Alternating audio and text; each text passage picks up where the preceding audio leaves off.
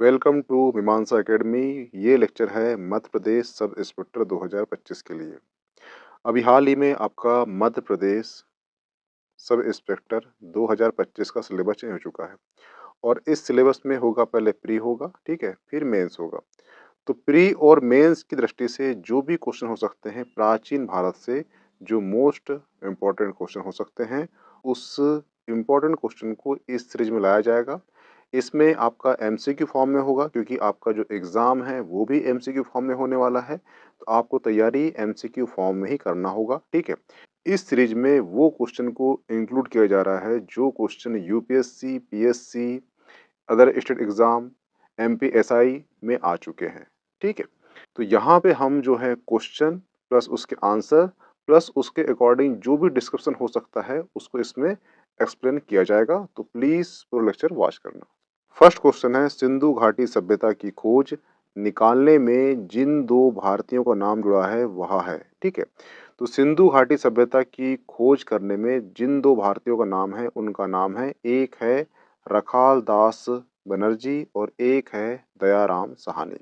दयाराम साहनी ने खोज की थी, वो की थी 1921 में, 1921 में। और जो रखाल दास बनर्जी हैं उन्होंने खोज की थी 1920 में, यानी कि 1922 में। हुआ क्लियर? और ये ध्यान रखना कि जो हड़प्पा सभ्यता और सिंधु सभ्यता जो है, ये जॉन मार्शल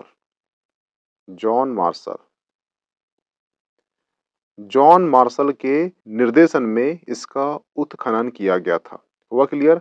और सबसे महत्वपूर्ण बात यह रखना कि जो हड़प्पा के बारे में सर्वप्रथम जानकारी 1826 में चार्ल्स चार्ल्स मैसन चार्ल्स मैसन ने दिया था। हुआ क्लियर? अगर आपको क्वेश्चन आता है कि सिंधु घाटी सभ्यता के उत्खनन में किन दो भारतीयों का नाम ऐड है, तो वो हैं रखाल दास और दयाराम साहनी, ठीक है। और ये जो सिंधु घाटी सभ्यता या हड़प्पा सभ्यता का जो उत्खनन हुआ था, ये किसके निर्देशन में हुआ था? तो ये हुआ था जॉन मार्शल के। हुआ क्लियर? और सर्वप्रथम इसकी जानकारी किसने प्राप्त किया था? तो वो की थी 1826 में, किसने? चार्ल्स मैसन ने। हुआ क्लियर? इतने फिट आपको याद होना चाहिए। नेक्स्ट क्वेश्चन है, हड़प्पा सभ्यता से संबंधित तथ्यों के संदर्भ में सूची 1 सूची 2 को सुमेलित कीजिए, ठीक है।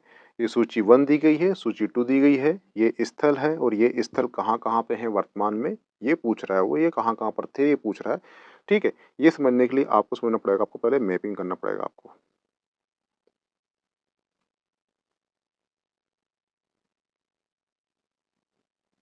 ठीक है। और ये जो विस्तार आपको दिख रहा है, ये विस्तार जो है हड़प्पा सभ्यता का विस्तार है, ठीक है। ये 4 पॉइंट है और 4 पॉइंट में 4 स्थल है, ये समझते हैं, ठीक है। तो ये दिख रहा है, यहाँ पर वर्तमान में यूपी है और यूपी में एक जिला है, वो जिला है मेरठ जिला है। और जो मेरठ जिला है, मेरठ जिले से एक नदी गुजरती है, वो नदी का नाम है हिंडन नदी। और हिंडन नदी के तट के किनारे ही स्थित था क्या? वो था आलमगीरपुर। आलमगीरपुर। हुआ क्लियर? इसके जस्ट पश्चिम में यहाँ पर जो है वर्तमान में यहाँ पे एक राज्य है, उसे कहते हैं बलूचिस्तान, ठीक है। और यहाँ पे एक नदी गुजरती है, वो नदी का नाम है दासक, दासक नदी। और दासक नदी के तट के किनारे ही एक स्थल था हड़प्पा कालीन सभ्यता का, उस स्थल का नाम है सुतकांगेडो। हुआ क्लियर? ठीक है। और ये जो पॉइंट देख रहे हो, ये पॉइंट यहाँ पे ऐड होता है ऐसा, ठीक है। ये पॉइंट यहाँ पे ऐड होता है। यहाँ पे वर्तमान में क्या है? यहाँ पे वर्तमान में है जम्मू कश्मीर। और जम्मू कश्मीर में एक नदी गुजरती है, वो नदी है कौन सी? चिनाब नदी। और चिनाब नदी के तट किनारे ही एक स्थल मिला है, उस स्थल का नाम है मांड, ठीक है। या मादा लिखा है पर वो मांड है, ठीक है। तो उत्तर में कौन सा स्थल मिला है हमें? मांड मिला है। और जस्ट इसके दक्षिण में आ जाइए तो दक्षिण यहाँ तक फैला था, ठीक है, यहाँ तक। ये महाराष्ट्र है। तो यहाँ पर एक स्थल मिला है महाराष्ट्र में, और वो कौन सा नगर है? नगर है अहमदनगर। यहाँ पे एक स्थल मिला है हड़प्पाकालीन, और उस स्थल का नाम क्या है? वो है दायमाबाद। हुआ क्लियर? ठीक है। तो अब मिलान कर लीजिए आप कि जो मांदा है, मांदा कहाँ मिला है? ये उत्तरी स्थल है। हुआ क्लियर? ये उत्तरी स्थल है। जो दाएबाद है, ये कहाँ पर मिला है? दक्षिण के महाराष्ट्र में मिला है। आलमगीर कहाँ मिला है? ये पूर्व उत्तर प्रदेश में मिला है, ठीक है। सूत कांगड़ो कहाँ मिला है? ये मिला है सबसे पश्चिमी स्थल है। हुआ क्लियर? तो आपको नदी भी याद रखना है वर्तमान में राज्य भी याद रखना है, जिले भी याद रखना है आपको, और ये जो स्थल है कहाँ-कहाँ पर थे ये पता होना चाहिए आपको, ठीक है? हुआ क्लियर? नेक्स्ट क्वेश्चन है, ये मानक नहीं है एक्चुअली ये है मन का। मन का बनाने का कारखाना कहाँ था? तो ध्यान रखना जो मन का बनाने का कारखाना था ये था चंदहड़ू में। ऑप्शन सी इसका सही होगा, ठीक है? यहाँ से लिपस्टिक के भी साक्ष्य मिलते हैं। ये भी क्वेश्चन कर चुका है कि लिपस्टिक के साक्ष्य कहाँ से मिलते हैं, तो ये भी कहाँ से मिलते हैं? चंदहड़ू से मिलते हैं।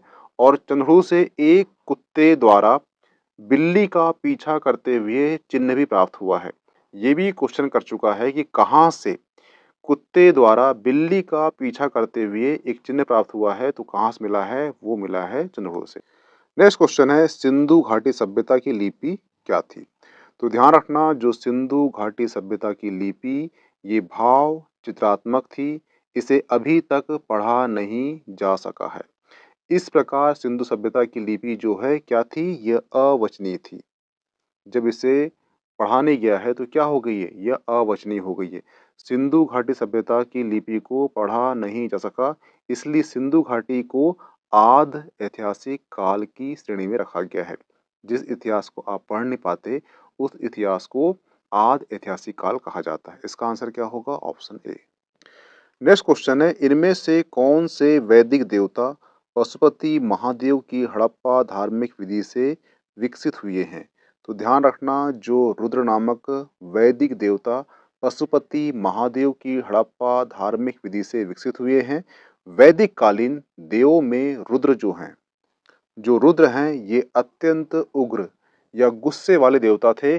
सिंधु सभ्यता में मोहनजोदड़ो नामक स्थान से पशुपति महादेव की मूर्ति मिली है। मोहनजोदड़ो से ही कांस्य की बनी हुई नृत्यांगना की मूर्ति मिली है, ठीक है?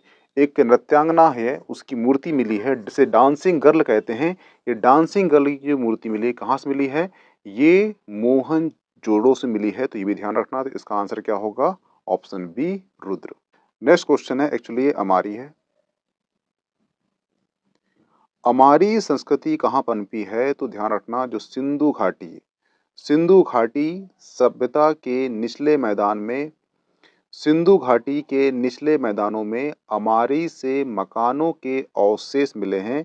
यहाँ लोग पत्थर और मिट्टी के ईंटों के मकान में रहते थे, ठीक है? तो ये संस्कृति कहाँ मिली है? ये संस्कृति मिली कहाँ पे? सिंधु घाटी से हमें प्राप्त हुई है।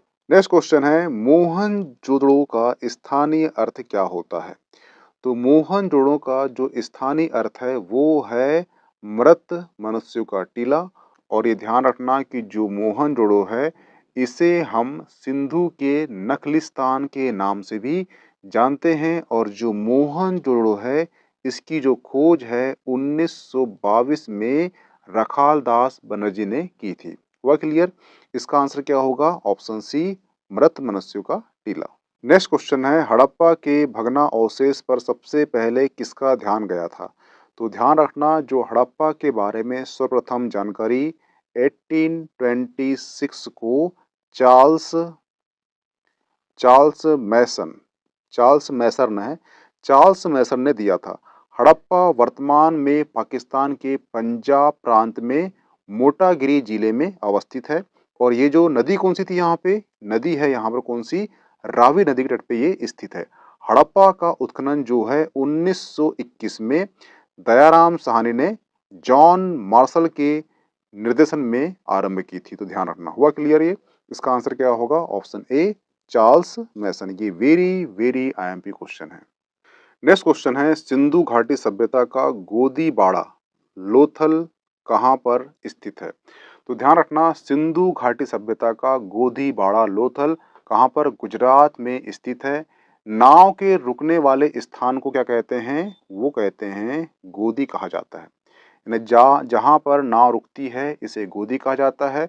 लोथल सिंधु घाटी सभ्यता कालीन बंदरगाह था। यानी कि लोथल जो है सिंधु सभ्यता का क्या है? बंदरगाह था। और ये ध्यान रखना कि जो लोथल है लोथल से हमें फारस के जो है नाप तौल के पैमाने प्राप्त हुए हैं। लोथल से युग्मित समाधि प्राप्त हुई है जो स्त्री एवं पुरुष की है। लोथल से ही चावल के प्रमाण प्राप्त होते हैं। सिंधु सभ्यता काल में घरों के दरवाजे जो हैं ये पीछे की तरफ खुलते थे, जबकि जो लोथल के घरों के दरवाजे जो हैं सड़कों की ओर खुलने के प्रमाण हमें प्राप्त होते हैं। तो यहाँ जितने क्वेश्चन बताए आपको कि लोथल क्या था, सिंधु सभ्यता का बंदरगाह था, ये भी क्वेश्चन पूछ चुका है। लोथल के जो घरों के दरवाजे हैं ये सड़कों की ओर खुलते थे, बाकी सभी जितने शहर थे उनके दरवाजे जो हैं सड़कों के अपोजिट खुलते थे। ये ध्यान रखना कि जो लोथल ही एकमात्र शहर था जिसके दरवाजे जो हैं सड़कों की ओर खुलते थे, और ये एकमात्र बंदरगाह था। और यहाँ रुकती थी नाव, इसलिए जहाँ नाव रुकती है उसे कहते हैं गोदी। तो यहाँ पे क्वेश्चन पूछा है कि गोदीबाड़ा जो है लोथल में था, और जहाँ पर नाव रुकती है उसे कहते हैं गोदी, इसलिए गोदीबाड़ा कहाँ पर था, ये लोथल में था। और लोथल जो है वर्तमान में कहाँ स्थित है, तो ये गुजरात में स्थित है। हुआ क्लियर? ठीक है। और लोथल से ही हमें स्त्री और पुरुष की युग्मित समाधि प्राप्त हुई है, और लोथल से ही हमें फारस के नाप तौल के पैमाने प्राप्त हुए हैं। ठीक है। तो इतने फैक्ट आपको, सारे फैक्ट आपको याद होना चाहिए। ये सारे फैक्ट जो है किसी न किसी पीएससी या स्टेट एग्जाम में, ये यूपीएससी में क्वेश्चन पूछ चुका है। नेक्स्ट क्वेश्चन है, एक उन्नत जल प्रबंधन व्यवस्था का साक्ष्य कहाँ से प्राप्त हुआ है? तो ध्यान रखना, एक उन्नत जल प्रबंधन व्यवस्था का साक्ष्य प्राप्त हुआ है कहाँ से? ये प्राप्त हुआ है धौलावीरा से। और ये ध्यान रखना कि जो धौलावीरा है इसकी खुदाई के पश्चात ही एक विशाल सैंध्यकालीन नगर के अवशेष का पता चला था हमें। हुआ क्लियर? ठीक है। और ये क्वेश्चन जो है आईएएस 2020 के प्री में क्वेश्चन पूछ चुका है। अब ये जो क्वेश्चन है आईएएस प्री के 2020 में क्वेश्चन पूछा क्यों गया था? क्योंकि उस समय जो है, क्योंकि 2020 में धौलावीरा का करंट में चर्चा चली थी। अब चर्चा क्यों चली थी उसे हम समझेंगे नेक्स्ट पार्ट में। तो पहला क्वेश्चन है, वैदिक कालीन प्रशासन में भाग ध्रुव कौन अधिकारी होता था? तो ध्यान रखना, जो वैदिक काल है, वैदिक काल में जो प्रशासन में जो भाग ध्रुव जो अधिकारी है, ये एक्चुअली राजस्व कर का जमा करने वाला अधिकारी होता था। इसका आंसर क्या होगा? Option B. नेक्स्ट क्वेश्चन है, प्रारंभिक वैदिक काल के दौरान कौन सा शहर प्राचीन मगध साम्राज्य की राजधानी के रूप में कार्य करता था? तो ध्यान रखना, जो प्रारंभिक वैदिक काल के दौरान जो राजगृह शहर है ये प्राचीनतम मगध साम्राज्य की राजधानी के रूप में कार्य किया है। हुआ क्लियर? और ये जो राजधानी है ये राजधानी बिंबिसार और अजातशत्रु के समय तक रही है। इसके बाद एक राजा हुआ है, उस राजा का नाम है उदयन। उदयन राजा ने जो राजधानी है, कौन सी राजगृह राजधानी, ये शिफ्ट कर दिया कहां पर? वो शिफ्ट कर दिया पाटलिपुत्र में। हुआ क्लियर? तो ये भी क्वेश्चन पूछता है कि कौन सा राजा है जिसने राजगृह से राजधानी पाटलिपुत्र शिफ्ट कर दिया, तो उसका नाम क्या है? उदयन हुआ है। ठीक है। और ये उदयन के बाद में एक राजा हुआ है, उस राजा का नाम है शिशुनाग। ठीक है। शिशुनाग ने जो पाटलिपुत्र है, पाटलिपुत्र से राजधानी शिफ्ट कर दी कहां पर? वो कर दी वैशाली में। हुआ क्लियर? इसके बाद राजा हुआ है कौन सा? उसका नाम है कालाशोक। ठीक है। कालाशोक ने फिर से राजधानी कहां कर दी? वो कर दी पाटलिपुत्र में कर दी। हुआ क्लियर? इसका मतलब ये है कि जो मगध साम्राज्य की राजधानी है वो रही है तीन। ठीक है। एक है राजगृह, दूसरी है पाटलिपुत्र, और तीसरी है वैशाली। ठीक है। क्वेश्चन ये पूछता है कि उदयन ने राजगृह से राजधानी कहाँ पे शिफ्ट किया? तो पाटलिपुत्र किया। फिर कौन हुआ? फिर हुआ शिशुनाग ने। शिशुनाग ने कहाँ किया? वैशाली किया। वैशाली के बाद जो एक राजा हुआ है कालाशोक, और ये राजा ने कहाँ पे शिफ्ट किया? ये पाटलिपुत्र में कर दिया। ठीक है। तो यहाँ से ये सारे क्वेश्चन बनते हैं, इसलिए जो इसका डिस्कशन है ये भी सुन लिया करो ध्यान से, ताकि एक्स्ट्रा क्वेश्चन पूछे तो यहीं से बन जाए। हुआ क्लियर? नेक्स्ट क्वेश्चन है, प्रारंभिक वैदिक काल में निम्नलिखित में से किस नदी के तट पर 10 राजा युद्ध हुआ था, यानी 10 राजन युद्ध हुआ था? तो ध्यान रखना, जो प्राचीन वैदिक काल है यहाँ पर एक जन हुआ है, उस जन का नाम था भरत जन, यानी भरत कबीला। ठीक है। भरत कबीला बोल दो या भरत जन बोल दो, इसका जो राजा था वो था सुदास। हुआ क्लियर? भरत जन प्लस कौन? 10 राजा, 10 राजाओं का एक संघ था। ठीक है। इन दोनों के बीच में युद्ध हुआ। ठीक है, तो ये युद्ध कहाँ हुआ है? ये युद्ध हुआ है रावी नदी के तट पर, ठीक है। और जो रावी नदी है, इस नदी का जो प्राचीन नाम था है वो है पुरुषनी। ठीक है, ये क्वेश्चन पूछता है कि रावी नदी का प्राचीन नाम क्या है? तो वो है पुरुषनी, ठीक है। इस नदी के तट पर 10 राजाओं का युद्ध हुआ था। इसे ही दसराग युद्ध या 10 राजन युद्ध कहते हैं, ठीक है। यहाँ पे क्वेश्चन किया गया है कि किस नदी के तट पर युद्ध हुआ है? उसका आंसर क्या है? वो है ऑप्शन सी पुरुषनी, जिसको क्या बोलते हैं? रावी नदी बोलते हैं। हुआ क्लियर? और ये ध्यान रखना कि जो भरत जन है, भरत जन के नाम पर ही हमारा देश का नाम भारत पड़ा है, ठीक है। और यह वैदिक काल का सर्वाधिक महत्वपूर्ण कबीला था या जन था, जो सरस्वती और यमुना नदी के बीच वाले प्रदेश में निवास करते थे। हुआ क्लियर? ठीक है, तो यहाँ से इतने फट पूछेगा आपसे। हुआ क्लियर? नेक्स्ट क्वेश्चन है, जीवक चिंतामणि खालिस्तान द्वारा लिखा गया है। तो ध्यान रखना, जो जीवक चिंतामणि बुक है, ये पुस्तक जो है ये जैन भिक्षु हुए हैं, वो हैं तिरुत कत्तेतेवर, इनके द्वारा लिखी गई है। और ये क्या है? ये बुक, ये एक महाकाव्य है, ठीक है। ये ध्यान रखना, एक महाकाव्य है। और ये जो महाकाव्य है, कौन सा? जीवक चिंतामणि। ये जो है तमिल तमिल जो साहित्य है, साहित्य का क्या है? ये गौरव है, ये याद रखना, ठीक है। तो कभी क्वेश्चन आपको आ जाए कि तमिल साहित्य का गौरव कौन सी बुक है, तो वो है जीवक चिंतामणि। और ये किसने लिखा है? तो ये तिरुत कत्तेतेवर ने लिखा है। और ये क्वेश्चन जो है हिमाचल प्रदेश के पीएससी में आ चुका है 2023 में, अभी करंट में ही आया था यानी, ठीक है। नेक्स्ट क्वेश्चन है, भारतीय कला में स्तूप, चैत्य और विहार का निर्माण निम्नलिखित में से किसके संबंधित है? ठीक है, यानी स्तूप, चैत्य और विहार का संबंध किससे है? आजीव संप्रदाय से, वैष्णव संप्रदाय से, बौद्ध संप्रदाय से या शैव संप्रदाय से, ठीक है। तो ध्यान रखना, जो स्तूप होते हैं, स्तूप में रखे जाते हैं अवशेष। और जो चैत्य है, चैत्य जो है ये मंदिर या प्रार्थना कक्ष होते हैं बौद्ध भिक्षु के। और जो विहार है, ये बौद्ध भिक्षुओं के रहने का स्थान होता है, निवास स्थल होता है, ठीक है। तो इसका संबंध क्या होगा? इसका आंसर होगा बौद्ध धर्म से है इसका संबंध, ठीक है। इसका आंसर क्या होगा? ऑप्शन सी होगा। हुआ क्लियर? नेक्स्ट क्वेश्चन है, बोध गया में किसे ज्ञान प्राप्ति हुई थी?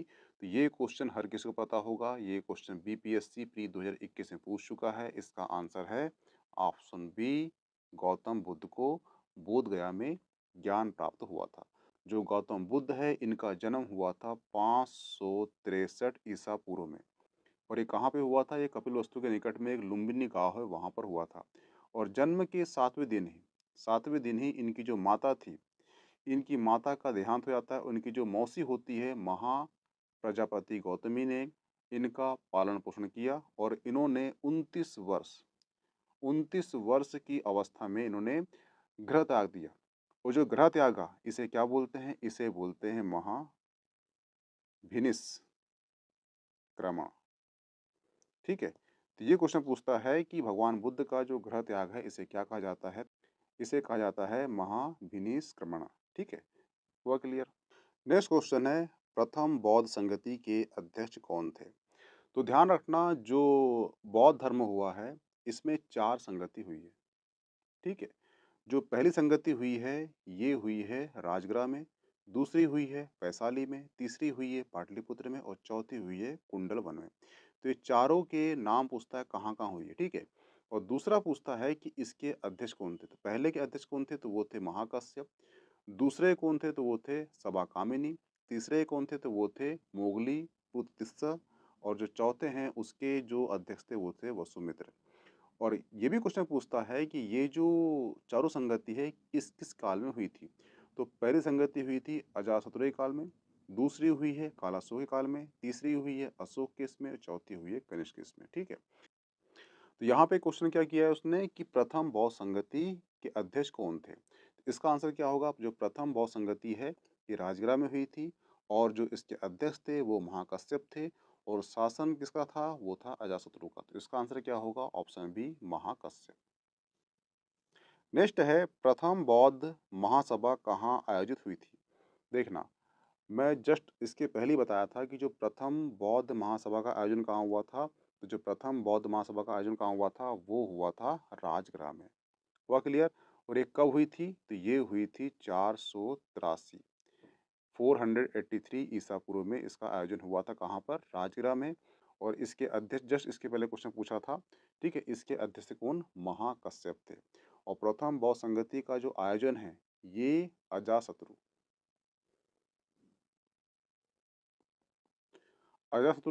के काल में हुआ था। हुआ क्लियर? तो इसका आंसर क्या होगा? Option B. नेक्स्ट क्वेश्चन है, भारतीय इतिहास के संदर्भ में निम्नलिखित युग्मों पर विचार कीजिए। ये क्वेश्चन आईएएस प्री 2022 में क्वेश्चन पूछ चुका है, ठीक है। ऐतिहासिक व्यक्ति दिए हैं और किस रूप में वो जाने जाते हैं, ठीक है। जो आर्यदेव है ये कौन थे? तो आर्यदेव हैं ये एक बौद्ध भिक्षु थे, तो ये ऑप्शन गलत हो जाएगा, ठीक है। दूसरा पूछा है कि दिगनाथ कौन थे? तो ये कौन थे? ये बौद्ध विद्वान थे, ये सही है। जो नाथ मुनि हैं, नाथ मुनि कौन थे? तो ये है वैष्णव विद्वान थे, भी सही है, ठीक है। तो 2020 के बाद से एक ट्रेंड चला है कहाँ पर? आईएएस में, कि यहाँ पर ऐसे नहीं पूछता है कि ऑप्शन एक या दो सही हैं, ठीक है, या ए या बी सही है। यहाँ पूछता है वो कि इनमें से कौन सा सही नहीं है, केवल एक है, केवल दो है, केवल तीन है। ध्यान रखना, एक तो गलत हो चुका है, ये सही है और ये सही है, ठीक है। तो केवल दो सही, इसका आंसर क्या होगा? ऑप्शन सी, केवल दो युग्म सही है, ठीक है। तो ये क्वेश्चन तो यूपीएससी का था, इसलिए इतना डीप पूछेगा, परंतु आपको याद रखना है कि जो आर्यदेव हुए हैं इन्होंने एक ग्रंथ की रचना की थी, उस ग्रंथ का नाम है चतुस्शतक, ठीक है, ये याद रखना, ठीक है। दूसरा, जो दिगनाथ हैं, जो दिगनाथ है, दिगनाथ जो हैं 6वीं शताब्दी के एक महत्वपूर्ण बौद्ध विद्वान थे। और जो दिगनाथ हुए हैं इन्हें मध्यकाल का न्याय का जनक कहा जाता है, ठीक है। कभी क्वेश्चन आपको आ जाए कि मध्यकाल में न्याय का जनक किसे कहते हैं, तो वो है दिगनाथ को। अब जो है नाथु मुनि कौन है? तो ये आपको वेरी वेरी आईएमपी आकर याद करना चाहिए, क्योंकि जो श्री वैष्णव संप्रदाय है इसके संस्थापक कौन है? तो वो हैं नाथ मुनि। कभी क्वेश्चन आपको आ जाए कि श्री वैष्णव संप्रदाय, कभी आपको क्वेश्चन आ जाए कि श्री वैष्णव संप्रदाय के संस्थापक कौन है? तो वो है नाथ मुनि। हुआ क्लियर? तो आपको यहाँ से इतने इफेक्ट आपको आईएमपी है। नेक्स्ट क्वेश्चन है, परंपरा के अनुसार अलवारों और नैनारों की संख्या कितनी थी? तो ध्यान रखना, जो अलवर हुए हैं, अलवार हुए हैं, अलवार कौन थे? तो अलवार थे वैष्णव संप्रदाय, वैष्णव संत थे। हुआ क्लियर? अब बचे कौन? ये हैं नैनार। जो नैनार हुए हैं, नैनार जो हैं शैव संत थे। ये भी क्वेश्चन पूछता है कि अलवर कौन थे? तो ये वैष्णव थे। जो नैनार थे ये कौन थे? शैव थे, ठीक है। परंपरा के अनुसार जो अलवर संतों की संख्या है ये कितनी थी? ये थी 12। हुआ क्लियर? और जो नैनार हुए इनकी संख्या कितनी थी? तो इनकी संख्या थी 63। हुआ क्लियर? अलवर 12 थे, नैनार 63 थे। और इन संतों ने ही दक्षिण भारत में भक्ति आंदोलन का, और इन संतों को ही जो दक्षिण भारत हुआ है यहाँ पर जो है भक्ति आंदोलन का जनक कहा जाता है, यह माना जाता है, ठीक है। और ये ध्यान रखना, जो 12 अलवर हुए हैं, अलवर में से 12 में से एक महिला संत थी, उस संत का नाम है अंडाल। हुआ क्लियर? और यही क्वेश्चन जो है मध्य प्रदेश प्री के 2025 के प्री में क्वेश्चन पूछ चुका है कि 12 अलवारों संतों में कौन सी महिला थी, उसका नाम क्या है? तो वो है अंडाल। हुआ क्लियर? तो इस प्रकार से क्वेश्चन करता है, तो आपको याद रखना चाहिए कि जो अलवर थे इनकी संख्या 12 थी, इसमें से 12 में से एक महिला थी, वो थी अंडाल। नैनार कितने थे? वो थे 63 थे। और जो नैनार थे वो शिव संत थे, और जो अलवर थे वो वैष्णव संत थे। इनका योगदान क्या है? तो दक्षिण भारत में जो भक्ति आंदोलन है उसके ये जनक माने जाते हैं। हुआ क्लियर? तो इसका आंसर क्या होगा? इसका आंसर होगा 12 और 63, ऑप्शन ए। नेक्स्ट क्वेश्चन है, निम्नलिखित में से कौन एक लकुलिश पाशुपत संप्रदाय पर प्रकाश डालता है? ठीक है, तो पौराणिक मान्यता के अनुसार जो शैव धर्म है इसका जो डेवलप हुआ है ये विभिन्न संप्रदाय के रूप में हुआ है, ठीक है। और शैव संप्रदाय के आगमन में 4 प्रमुख संप्रदाय थे। एक था यथास्यो, दूसरा था पाशुपत, तीसरा था कपालिका और चौथा था कालामुख। वायु पुराण और लिंग पुराण के अनुसार पाशुपत मत का प्रवर्तक कौन था? तो वो था लकुलिश पाशुपत। हुआ क्लियर?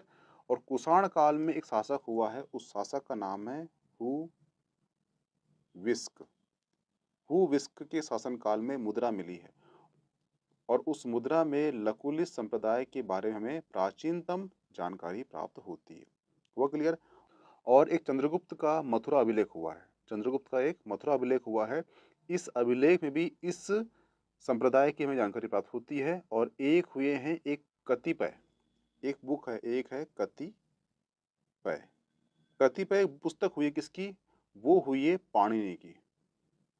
पाणिनि की पुस्तक हुई है और इस पुस्तक के माध्यम से शैव धर्म के पाशुपत संप्रदाय को प्रमाणित करने के साक्ष्य प्राप्त होते हैं हमें। ठीक है, तो इसका आंसर क्या होगा? देखना, तो यहाँ से हमें प्राप्त होती है मुद्रा से, ये भी सही है। तो देखना, जो ऑप्शन ए के कह रहा है वो कह रहा है हुविस्क की मुद्रा से जानकारी प्राप्त होती है, ये भी सही है।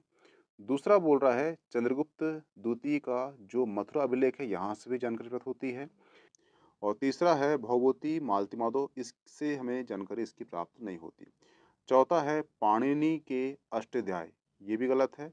और पांचवा है बाण भट्ट की कादम्बनी। ठीक है, तो इससे जानकारी हमें प्राप्त नहीं होती। तो एक और दो सही होगा यहाँ। तो यहाँ पर कहीं पर भी एक और दो के बारे में उल्लेख नहीं किया गया है। ठीक है, परंतु जो इसका जो मैं डिस्कशन बताया हूँ, ये पूरा जो है एनसीईआरटी बेस है, इसलिए जितने भी मैंने फैक्ट बताया हूँ इसमें से ये आपको याद होना चाहिए। ठीक है, तो पहला क्वेश्चन है सबसे पुराना वेद कौन सा है? तो ध्यान रखना, 4 वेद है। एक है ऋग्वेद, एक है सामवेद, एक है यजुर्वेद, एक है अथर्ववेद। इन चारों वेद में सबसे पुराना वेद कौन सा है? तो ऋग्वेद है। इसका आंसर क्या होगा? ऋग्वेद। ठीक है, जो सामवेद है इसे संगीत का जनक कहा जाता है। नेक्स्ट क्वेश्चन है वेद त्रयी क्या है? ठीक है, तो ध्यान रखना, जो वेद त्रयी है इसके अंतर्गत आता है ऋग्वेद,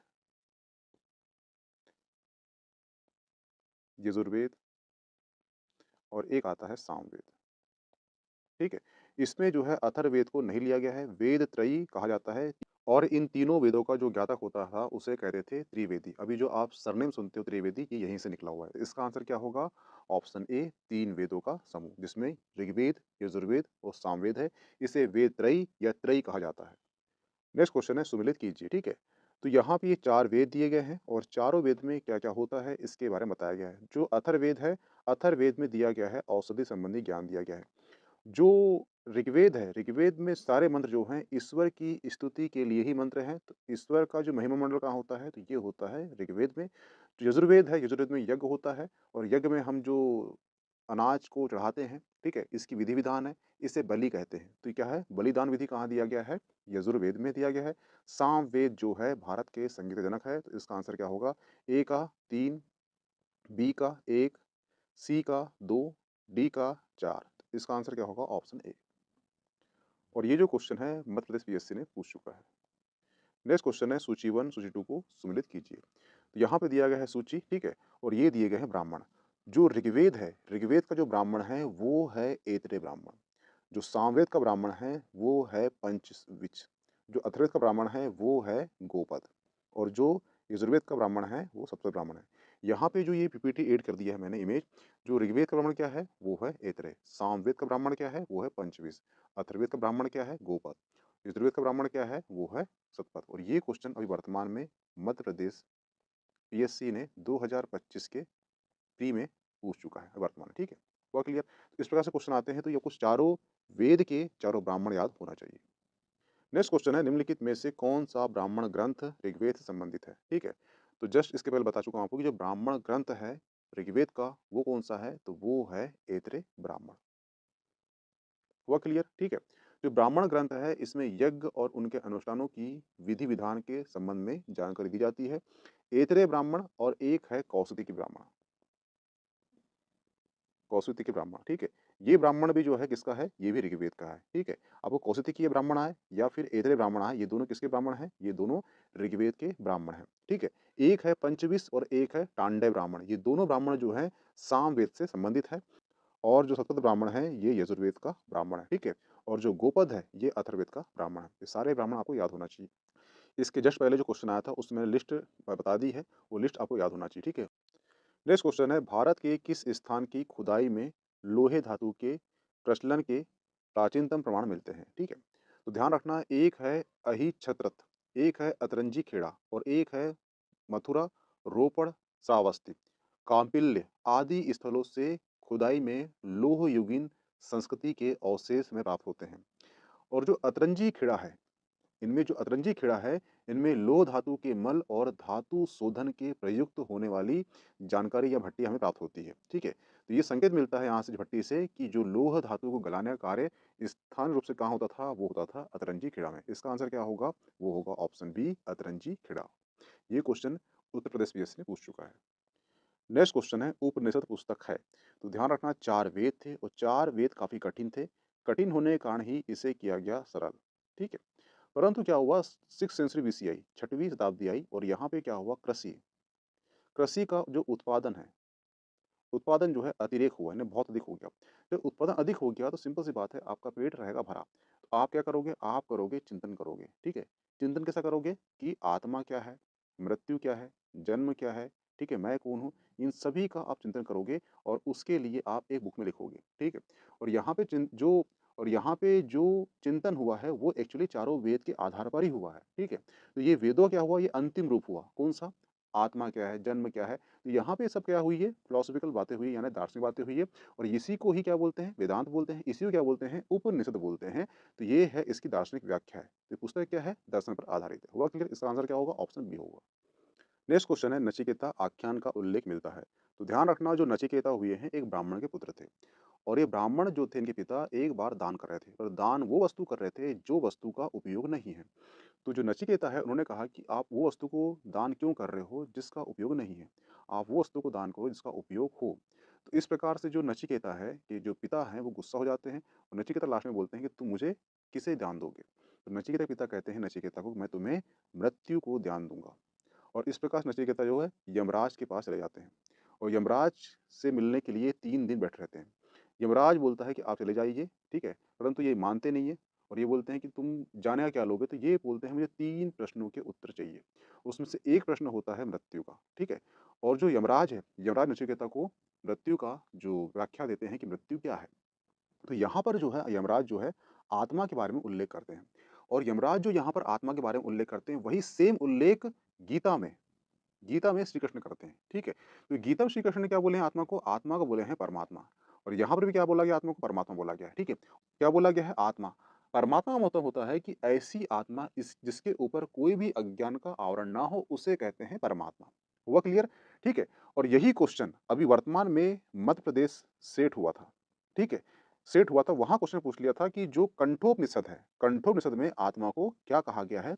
और यही क्वेश्चन अभी वर्तमान में एमपी सेट हुआ था, वहाँ पर कंठोपनिषद ने पूछ लिया था कि आत्मा को क्या कहा गया है? तो आत्मा को क्या कहा गया है? आत्मा को कहा गया है परमात्मा, कहा गया है कंठोपनिषद में। हुआ क्लियर? जो नचिकेता और जो यमराज का जो संवाद है, ये कहाँ मिलता है हमें? ऑप्शन सी, कंठोपनिषद में मिलता है, ये ध्यान रखना। हुआ क्लियर? और जो कंठोपनिषद है, ये यजुर्वेद का उपनिषद है। हुआ क्लियर? ये सारे फैक्टर को याद होना चाहिए। नेक्स्ट क्वेश्चन है, निम्नलिखित में से कौन सी प्रथा उत्तर वैदिक काल में प्रचलित हुई थी? तो ध्यान रखना, 4 है पुरुषार्थ और 4 है आश्रम। 4 पुरुषार्थ में कौन-कौन से आते हैं? तो वो होते हैं धर्म, अर्थ, काम, मोक्ष। और 4 आश्रम कौन से हैं? एक है ब्रह्मचर्य, एक है गृहस्थ, एक है वानप्रस्थ, एक है संन्यास। ये अवधारणा जो है उत्तर वैदिक काल में आई थी। वस्तुतः जो पुरुषार्थ है मानव जीवन के आधार स्तंभ है। ध्यान रखना, जो 4 पुरुषार्थ होते हैं, 4 पुरुषार्थ ही मनुष्य के जीवन के आधार स्तंभ है। और कौन से हैं? वो है धर्म, अर्थ, काम, मोक्ष। हुआ क्लियर? जिनका जो सफल आश्रम, और ये जो 4 पुरुषार्थ है, ये 4 पुरुषार्थ जो है 4 आश्रम पर निर्भर है। वो कौन-सा आश्रम है? तो वो आश्रम है कौन से? एक है ब्रह्मचर्य, एक गृहस्थ, एक है वानप्रस्थ, एक है संन्यास। अगर आपको धर्म करना है तो ब्रह्मचर्य आश्रम आपको अपनाना पड़ेगा। अर्थ के लिए गृहस्थ आश्रम, काम के लिए वानप्रस्थ आश्रम, मोक्ष के लिए संन्यास आश्रम। ठीक है? तो ये जो 4 पुरुषार्थ है, ये 4 पुरुषार्थ सफल होते हैं किससे? ये होते हैं 4 आश्रम से। और ये चारों जो है वैदिक काल की परंपरा थी और ये चारों ही मनुष्य के जीवन के आधार स्तंभ है। हुआ क्लियर? और जो 4 आश्रम हैं, ये 4 आश्रम का उल्लेख कहाँ मिलता है हमें? ये मिलता है जबालो उपनिषद में मिलता है। ये याद रखना, ठीक है? ये वेरी एमपी क्वेश्चन पूछ चुका है कि 4 आश्रम का उल्लेख कहाँ मिलता है हमें? तो जबालो उपनिषद में हमें प्राप्त होता है। हुआ क्लियर? तो इसका आंसर क्या होगा? ए और सी। और देखो ये क्वेश्चन कहाँ का है? ये आईएएस प्री क्वेश्चन है। नेक्स्ट क्वेश्चन है, भारतीय संस्कृति के अंतर्गत ऋत का अर्थ क्या है? तो ध्यान रखना, जो ऋग्वेद है, ऋग्वेद में हमें धर्म धर्म शब्द के अलावा एक और शब्द मिलता है इसके अतिरिक्त, वो मिलता है ऋत। हुआ क्लियर?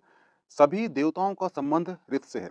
ऋत का मतलब होता है विश्व की नैतिक और भौतिक अवस्था, और इसका जो वर्णन है हमें कहाँ मिलता है, ये ऋग्वेद में मिलता है। यानी कि जो सृष्टि की उत्पत्ति हुई है, सृष्टि की उत्पत्ति के पहले किसकी उत्पत्ति हुई है? वो उत्पत्ति हुई है ऋत की। ऋत के द्वारा ही विश्व की व्यवस्था चलती है और ऋत ही एक नियम बनाता है विश्व का। अगर आप इसे दर्शन से जोड़ोगे तो एक है सांख्य दर्शन। सांख्य दर्शन में 25 तत्व हैं। इसमें से एक है पुरुष। पुरुष का मतलब होता है यहाँ पे आत्मा, ठीक है? और एक है प्रकृति, ठीक है? प्रकृति ही जब पुरुष से मिलती है तो सृष्टि की उत्पत्ति होती है। प्रकृति क्या है? एक नियमन है। किसका? वो है सृष्टि का। तो यहाँ पे क्या बताया गया है? ऋत का अर्थ क्या होता है? वो होता है प्राकृतिक नियम। यानी कि जो प्रकृति दिख रही है, उसकी उत्पत्ति जो है सृष्टि से पहले हो चुकी थी, और ऋत का मतलब होता है प्राकृतिक नियम, जिससे पूरी सृष्टि की उत्पत्ति हुई है, जिससे पूरी सृष्टि सुव्यवस्थित तरीके से चलती है। हुआ क्लियर? और ये क्वेश्चन जो है सीजीपीएससी की प्री में आ चुका है। नेक्स्ट क्वेश्चन है, गोत्र शब्द का प्रयोग सर्वप्रथम हुआ था। तो जो गोत्र शब्द है इसका सर्वप्रथम उल्लेख जो है वो हुआ था ऋग्वेद में। हुआ क्लियर? गोत्र शब्द का मूल अर्थ होता है गोष्ठ। हुआ क्लियर? इसका मतलब है कि जो पहले ऋषि मुनि होते थे, ऋषि मुनि जो है जहाँ पर गाय पालते थे उसका एक गोधन होता था। गोधन से ही गोत्र निकला है और उससे ही गोष्ठ निकला है। अगर आप ऋग्वेद में जाओगे, ऋग्वेद में पढ़ोगे आप, तो ऋग्वेद में देखना कि हर शब्द जो है गाय से निकला है, ठीक है? ये हो गया गोत्र। एक हो गया गवष्टि, यानी कि जो गाय के लिए युद्ध होता था उसे उसे कहते हैं गवष्टि। एक होता है गोपद। गोपद यानी कि ऋग्वेद काल में राजा को बोलते हैं गोपद। एक होता है गोधूली बेला। गोधूली बेला का मतलब होता है कि जब गाय जंगल से चर के आती है शाम को 6 बजे, उस बेला को कहते हैं गोधूली बेला। यानी समय का भी नाम क्या था? वो गो से था। इसलिए जो सर्वप्रथम जो इसका उल्लेख हुआ है ऋग्वेद में, इसलिए जो गोत्र शब्द का उल्लेख कहाँ मिलता है हमें? हमें मिलता है ऋग्वेद में। इसका आंसर क्या होगा? ऑप्शन बी होगा। हुआ क्लियर? नेक्स्ट क्वेश्चन है, निम्नलिखित में से किस नदी को ऋग्वेद में मातेतमा, देवीतमा और नदीतमा संबोधित किया जाता था? तो ऋग्वेद में जो सरस्वती नदी है, इस नदी को मातातमे, देवीतमा और नदीतमा कहा जाता था। जो मातातमे है इसका मतलब होता है सबसे अच्छी माँ, देवीतमे का मतलब होता है सबसे अच्छी देवी, और जो नदीतमे का अर्थ होता है सबसे अच्छी नदी। ये किसे बोलते थे? ये बोलते थे सरस्वती को बोलते थे। अभी जो कुंभ लग रहा है, कुंभ में एक नदी है, कौन सी? यमुना, एक गंगा, और जो नीचे से आई है वो है सरस्वती। हुआ क्लियर? और ये ऋग्वेद में क्या बोलते थे? इसे बोलते थे माता में, देवी तमे और नैत में, ठीक है? इसका आंसर क्या होगा? Option B. नेक्स्ट क्वेश्चन है, किस वेद में सभा और समिति को प्रजापति की दो पुत्रियां कहा गया है? इसका आंसर है अथर्ववेद, ठीक है? अथर्ववेद में सभा और समिति को प्रजापति की दो पुत्रियां कहा है, और यही क्वेश्चन जो है मध्य प्रदेश पीएससी 2024 या 2023 में पूछा गया है कि किस वेद में सभा समिति को प्रजापति की दो पुत्रियां कहा गया है। ये क्वेश्चन यूपीएससी के मेंस में आ चुका है और मध्य प्रदेश पीएससी के भी प्री में आ चुका है। संभावना ये है कि आपके एमपीएससी में आने की संभावना है, ठीक है? इसलिए जितने भी क्वेश्चन यहाँ पर है आपका प्री और मेंस दोनों की दृष्टि से अति महत्वपूर्ण है, इसलिए सारे लेक्चर को वॉच करना, ठीक है? इसकी पीडीएफ आपको मीमांसा एकेडमी का जो टेलीग्राम चैनल है वहाँ प्राप्त हो जाएगी, ज्वाइन कर लेना उसे, ठीक है? नेक्स्ट क्वेश्चन है, वैदिक कालीन प्रशासन में भाग ध्रुव कौन अधिकारी होता था? तो ध्यान रखना, जो वैदिक काल हुआ है, वैदिक काल में प्रशासन में भाग ध्रुव राजस्व कर जमा करने वाला अधिकारी होता था। हुआ क्लियर? लेकिन एक अधिकारी होता था, वो था अक्षय वाप। अक्षय वाप धूत। ये अधिकारी जो है आय और व्यय, व्यय का गणना अध्यक्ष होता था। यानी कि आय व्यय की गणना करता कौन था? ये करता था अक्षय वाप धूत। परंतु जो भाग ध्रुव अधिकारी है, ये राजस्व कर का अधिकारी होता था जमा करने का, ठीक है? ये दोनों में थोड़ा अंतर है, इसलिए यहाँ पे ध्यान रखना। नेक्स्ट क्वेश्चन है, सर्वाधिक ऋग्वेद सूक्त समर्पित है। तो ध्यान रखना, ऋग्वेद में इंद्र को वर्णित सर्वाधिक सूक्त हैं। जो इंद्र है उसके लिए सूक्त है कितने? 250। और जो अग्नि है उसके लिए हैं 200। यानी कि टॉप पे देवता कौन से थे? वो थे इंद्र। सेकंड टॉप पे कौन थे? वो थी अग्नि, ठीक है? तो सर्वाधिक सूक्त किसके लिए है? वो इंद्र के लिए है, और ये यूपीपीएससी मेंस में आ चुका है। अब क्वेश्चन कभी आपको आएगा कि सर्वाधिक द्वितीय नंबर में सूक्त समर्पित किसके थे? तो वो थे अग्नियों। अग्नियों कितने थे? वो 200 थे, ठीक है? नेक्स्ट क्वेश्चन है, सत्य में जयते शब्द किस उपनिषद से लिया गया है? तो उसका आंसर है मुंडक उपनिषद से। सत्य में जयते जो है मुंडक उपनिषद से लिया गया है, जिसका अर्थ होता है सत्य की ही विजय होती है। और ये जो है भारत के जो राजकीय चिन्ह है वहां पर भी ये अंकित है, सत्यमेव जयते। और ये जो क्वेश्चन है यूपीपीएससी मेंस और प्री दोनों में आ चुका है, 2024 में आ चुका है तो प्री में। नेक्स्ट क्वेश्चन है, वैदिक काल में किस जानवर को अघन्या माना गया है? तो जो वैदिक काल हुआ है इसमें गाय को अघन्या माना गया है, यानी कि जो अघन्या का मतलब होता है ना मारे जाने योग्य। ऋग्वेद काल में जो गाय है वो इतना महत्वपूर्ण पशु था कि अगर इसे किसी ने घायल कर दिया या फिर किसी ने मार दिया, उसके लिए मृत्यु दंड का प्रावधान था। हुआ क्लियर? और यहाँ तक कि उसे देश निकालने की भी व्यवस्था दी गई थी, किसमें? वेदों में। ठीक है, तो इसका आंसर क्या होगा? ऑप्शन सी होगा। ठीक है, जो पहला क्वेश्चन है वो क्वेश्चन है, तमसो माँ ज्योतिर्गमय कथन का मूलतः क्या है? ठीक है, ये कहाँ से लिया गया है? तो ध्यान रखना, जो तमसो माँ ज्योतिर्गमय है, इसका जो मतलब होता है, ये मतलब होता है अंधकार से प्रकाश की ओर ले जाना, इसका मतलब होता है, इसका अर्थ होता है। ठीक है, और ये लिया गया है उपनिषद से लिया गया है। ठीक है, और कभी आपको क्वेश्चन आ गया है कि ये कौन सा उपनिषद है जिससे इसको लिया गया है, तो वो उपनिषद है बृहदारण्यक उपनिषद। हुआ क्लियर? ठीक है, तो आपको ये भी याद रहना चाहिए और ये भी याद होना चाहिए। ठीक है, ये क्वेश्चन जो है सीजीपीएससी प्री में आ चुका है। नेक्स्ट क्वेश्चन है, अवेस्ता और ऋग्वेद में समानता है, अवेस्ता किस क्षेत्र से संबंधित है? तो उसका आंसर है, जिस प्रकार ऋग्वेद जो है उसका संबंध भारतवर्ष से है, उसी प्रकार जो अवेस्ता धार्मिक ग्रंथ है इसका संबंध जो है ईरान से है। ये क्वेश्चन यूपीपीएससी के प्री में आ चुका है। नेक्स्ट क्वेश्चन है, ऋग्वेद का कौन सा मंडल पूर्णतः सोम को समर्पित है? तो ध्यान रखना, ऋग्वेद में कुल 10 मंडल हैं। ठीक है, इसका जो 9वां मंडल है वो सोम को समर्पित है, और 9वें मंडल में जो सूक्त हैं, जो मंत्र हैं, वो कितने मंत्र हैं? 114 मंत्र हैं, और ये 14 मंत्र जो हैं किसको समर्पित है? ये सोम को समर्पित है। इसका आंसर क्या होगा? ऑप्शन सी होगा, 9वां मंडल। नेक्स्ट क्वेश्चन है, यज्ञ संबंधी विधि विधानों का पता चलता है? तो ध्यान रखना, 4 वेद हुए हैं, एक है ऋग्वेद, एक है सामवेद, एक है यजुर्वेद, एक है अथर्ववेद। ऋग्वेद में सारे मंत्र दिए गए हैं जिसमें भगवान की स्तुति की जाती है। जो सामवेद है ये संगीत का जनक है, और जो यजुर्वेद है, यजुर्वेद में हमें यज्ञ संबंधी विधि विधान का पता चलता है। यजुर्वेद के 2 भाग हैं, एक है शुक्ल यजुर्वेद और एक है कृष्ण यजुर्वेद। ठीक है, तो इसका आंसर क्या होगा? Option D, Yajurveda.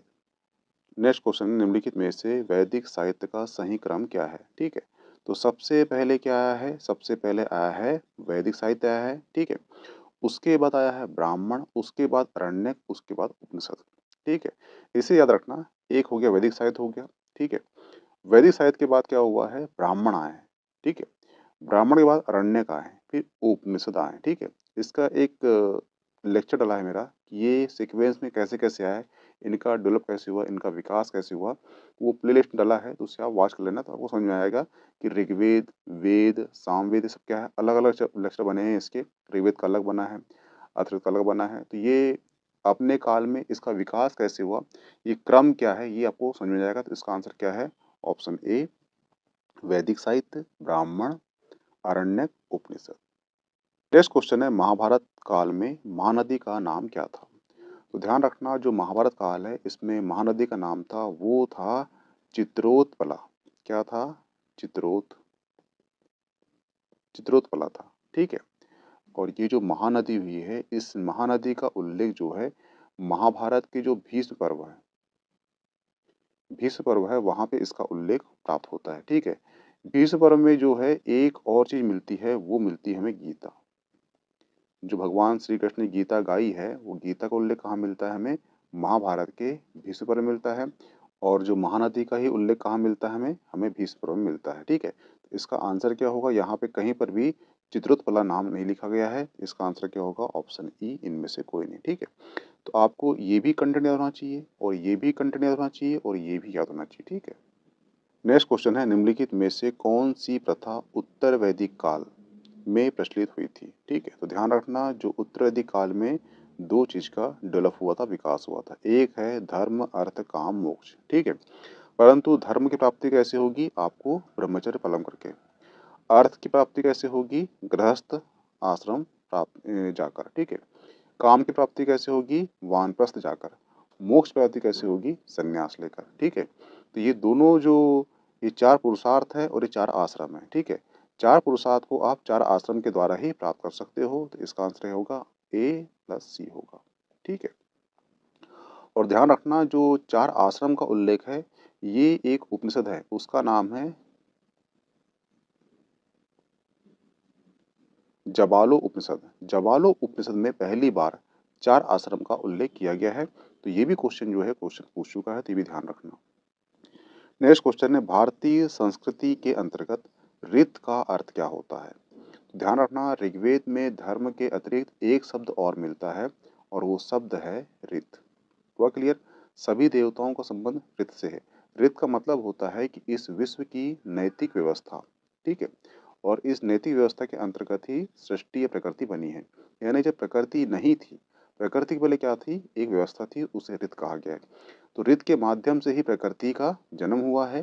जिस प्रकार से सांख्य दर्शन बोलता है, सांख्य दर्शन बोलता है कि पहले पुरुष था, ठीक है, फिर प्रकृति, प्रकृति और पुरुष दोनों मिले, ठीक है, मिलने के बाद क्या हुआ? सृष्टि की रचना हुई। तो यहाँ पे जो पुरुष है ये तो आत्मा है, जो प्रकृति है, प्रकृति ही क्या है? एक नैतिक व्यवस्था है जिससे सृष्टि का निर्माण हुआ है। और ये जो शाब्दिक अर्थ क्या होता है? ये ऋत होता है, ठीक है। तो ऋत क्या है? एक नैतिक नियम है। इसका आंसर क्या होगा? Option A.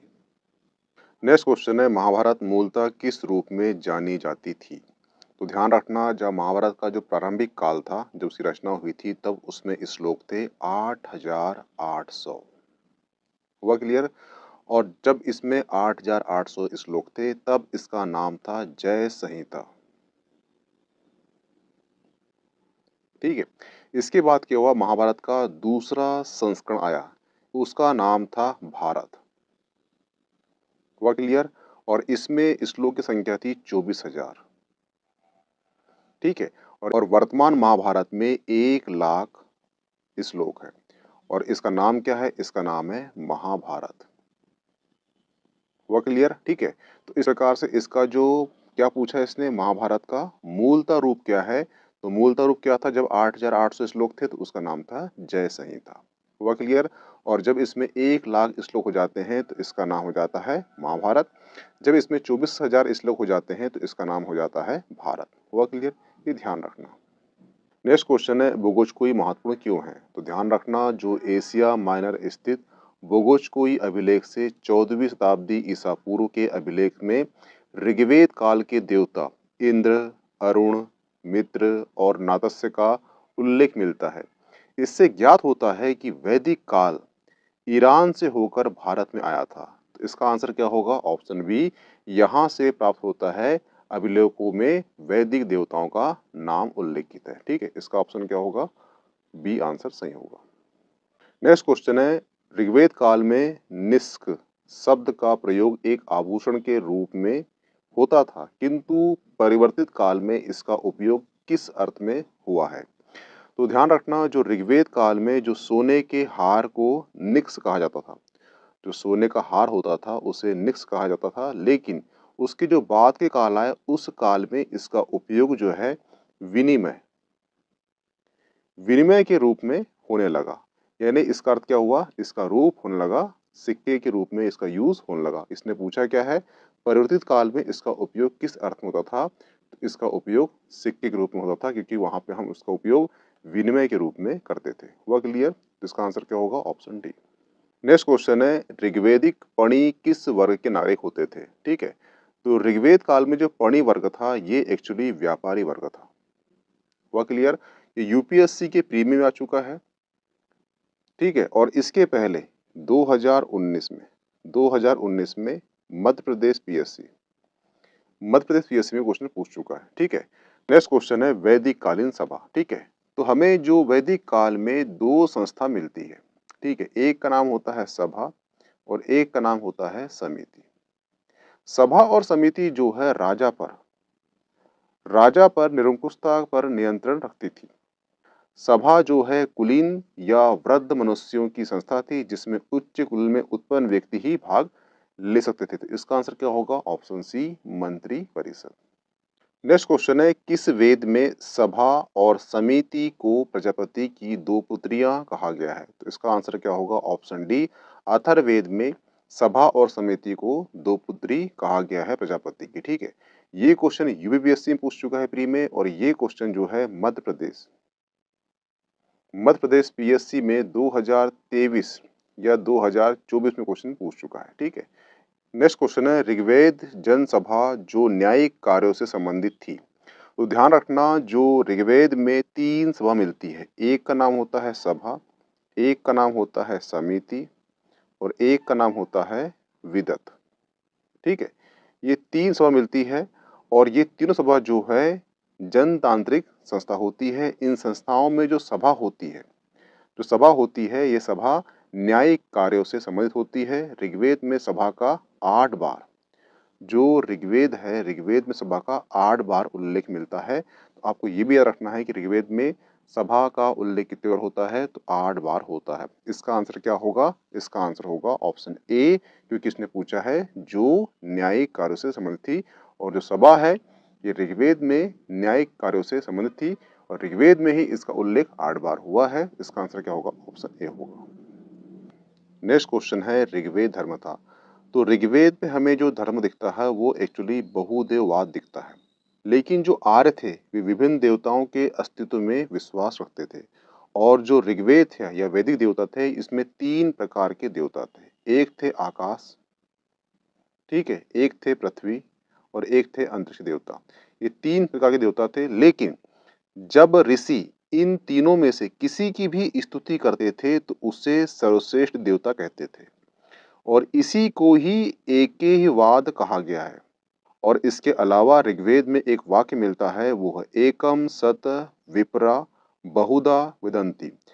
यानी इसका मतलब होता है कि जो ऋग्वेद है या वैदिक काल है उसमें एकेश्वरवाद का समर्थन किया गया है। ऋग्वेद में आर्यों के प्रधान देवता एक्चुअली प्राकृतिक शक्तियों के प्रतिनिधि थे और जिसका मानवीकरण किया गया था। सिंपल देखा जाए तो आज भी जो है हमारे देवता जो है वो प्राकृतिक शक्तियों का ही प्रतिनिधि करते हैं। जैसे कि हमारा जो शरीर बना है ये 5 तत्वों से बना है, ठीक है। और जो 5 तत्व है उसके एक एक देवता बना दिए गए हैं और उन देवताओं को हम थैंक्स कहते हैं। उसी थैंक्स को बोलते हैं पूजा, आराधना, भक्ति और स्तुति। हुआ क्लियर? तो इसका आंसर क्या होगा? इसका आंसर होगा ऑप्शन बी, एकेश्वरवाद। नेक्स्ट क्वेश्चन है गायत्री मंत्र किस पुस्तक में मिलता है? तो ध्यान रखना, गायत्री मंत्र जो है हमें ऋग्वेद में मिलता है। हुआ क्लियर? इसके रचनाकार हैं वो है विश्वामित्र, ठीक है। और यह जो है सावित्री यानी कि सूर्य देवता को समर्पित है। यह मंत्र ऋग्वेद के 3रे मंडल में हमें वर्णित मिलता है। हुआ क्लियर? इसका आंसर क्या होगा? Option C, Rigveda. Next question है सर्ग प्रतिसर्ग वंश मनवंतर वंशानुचरित्र संकेत है। तो ध्यान रखना, पुराणों में 5 प्रकार के विषय का वर्णन मिलता है। जो सर्ग होता है इसमें सृष्टि का वर्णन मिलता है। जो प्रतिसर्ग मिलता है इसमें जो प्रलय के बाद की जो स्थिति होती है उसके बारे में बताया गया है। जो वंश है इसमें ऋषि और देवताओं के वंशों का वर्णन मिलता है। जो मनवंतर है, मनवंतर में कल्प के महायुगों का वर्णन मिलता है। और जो वंशानुचरित्र है इसमें राजाओं के वंशों के, इसमें राजाओं का जो वंश होता है उसके बारे में वर्णन मिलता है, ठीक है। तो इसका संबंध क्या होगा? ऑप्शन बी, पुराणों के। नेक्स्ट क्वेश्चन है पुराणों की संख्या कितनी है? तो उसका आंसर है पुराणों की संख्या कितनी है? 18 है। और पुराणों की संख्या 18 है, ध्यान रखना। और पुराणों की जो रचना है वो की थी लोमहर्ष, लोमहर्ष ऋषि और इनके पुत्र थे वो थे उग्रश्रावा, उग्रश्रावा। इन दोनों ने पुराणों की रचना की थी। उसकी संख्या कितनी है? वो 18 है। पुराणों में कितने विषय दिए गए हैं? तो 5 विषय दिए गए हैं, ये ध्यान रखना। नेक्स्ट क्वेश्चन है श्रीमद् भगवद गीता मौलिक रूप से किस भाषा में लिखी गई है? तो इसका आंसर है ऑप्शन ए, संस्कृत भाषा में लिखी गई है। जो भगवद गीता है इसका उल्लेख कहाँ मिलता है? तो इसका उल्लेख मिलता है महाभारत में मिलता है, ठीक है। कभी आपसे क्वेश्चन पूछ ले कि महाभारत में कहाँ मिलता है, किस पर्व मिलता है, तो वो मिलता है भीष्म पर्व मिलता है, ठीक है। जो भीष्म पर्व होता है वो भीष्म पर्व हमें क्या मिलता है? हमें गीता का उल्लेख मिलता है श्री कृष्ण के द्वारा जो गाई गई थी। हुआ क्लियर? नेक्स्ट क्वेश्चन है सत्यकाम जबाल की कथा को अनविवाही माँ होने के लांछन को चुनौती देता है, उसका उल्लेख हमें कहाँ प्राप्त होता है? तो ध्यान रखना, जो सत्यकाम होता है ये महर्षि गौतम के शिष्य थे। इनकी माता का नाम था जबाल, जबाला था। सत्यकाम जबाला की कथा जो है अनविवाही माँ होने के लांछन को चुनौती देती है। इसकी कथा का जो उल्लेख है हमें प्राप्त होता है कहाँ पर? छांदोग्य उपनिषद में प्राप्त होता है। इसका आंसर क्या होगा? ऑप्शन सी होगा। क्वेश्चन है, इनमें से कौन सी जोड़ी सुमिलित है? ठीक है, तो ध्यान रखना, जो हड़प्पा है, हड़प्पा से हमें प्राप्त हुआ है क्या? कांसे का बना हुआ एक बैलगाड़ा जो खिलौना नुमा है। ठीक है, और लोथल से प्राप्त हुआ है क्या? लोथल से प्राप्त हुआ है डाकयार्ड। और जो सुत कोडरा है यहाँ से प्राप्त हुए हैं क्या? घोड़े के अवशेष प्राप्त हुए हैं। और जो मोहनजोदड़ो है यहाँ से प्राप्त हुआ है क्या? स्नानागार, ग्रेट बाथ। हुआ क्लियर? नेक्स्ट क्वेश्चन है, हड़प्पा के सिंधु स्थल के बाद किसने सिंधु सभ्यता को हड़प्पा सभ्यता का नाम दिया? तो ध्यान रखना, हड़प्पा के सिंधु स्थल के बाद doctor R S Rao, doctor R S Rao ने सिंधु सभ्यता को हड़प्पा सभ्यता नाम दिया। सिंधु सभ्यता के लिए सामान्यतः 3 नाम का प्रयोग किया जाता है।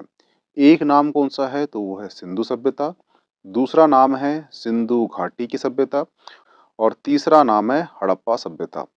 सिंधु सभ्यता को हड़प्पा सभ्यता कहकर पुकारा जाना अधिक उपयोगी माना जाता है, क्योंकि सिंधु सभ्यता का जो उत्खनन है ये हुआ था 1921 में।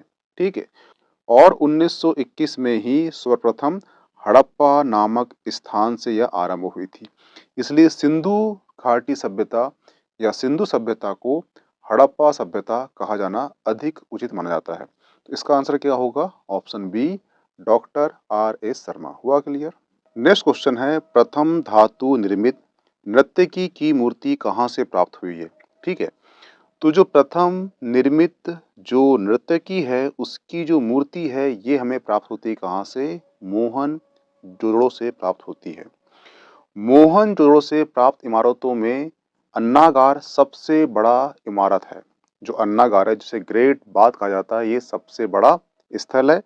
और मोहनजोदड़ो से ही स्नानागार, सभा भवन और पशुपति महादेव की मूर्ति प्राप्त हुई है। तो ये 3 चीज भी आप याद रखना। ठीक है, इसका आंसर क्या होगा? Option B, Mohenjodaro.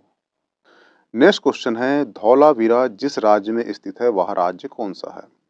तो ध्यान रखना, जो धौलावीरा है, धौलावीरा जिस राज्य में स्थित है वह राज्य कौन सा है? वह राज्य है वर्तमान में गुजरात राज्य।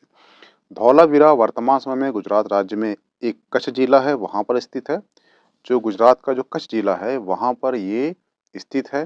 ठीक है, धौलावीरा की जो सबसे बड़ी विशेषता ये है कि धौलावीरा नगर निर्माण योजना में समांतर चतुर्भुज के समान थी। इसकी जो विशेषता क्या है? नगर निर्माण योजना समांतर चतुर्भुज के समान थी। हुआ क्लियर? ये ध्यान रखना, कभी क्वेश्चन आपको आ जाए कि किस नगर की नगर निर्माण योजना समांतर चतुर्भुज के समान थी, तो कौन है? कौन सा नगर है? वो धौलावीरा है। हुआ क्लियर? नेक्स्ट क्वेश्चन है, युग्म समाधान का साक्ष्य कहाँ से प्राप्त होता है?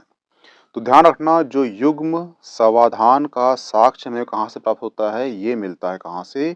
लोथल से प्राप्त होता है।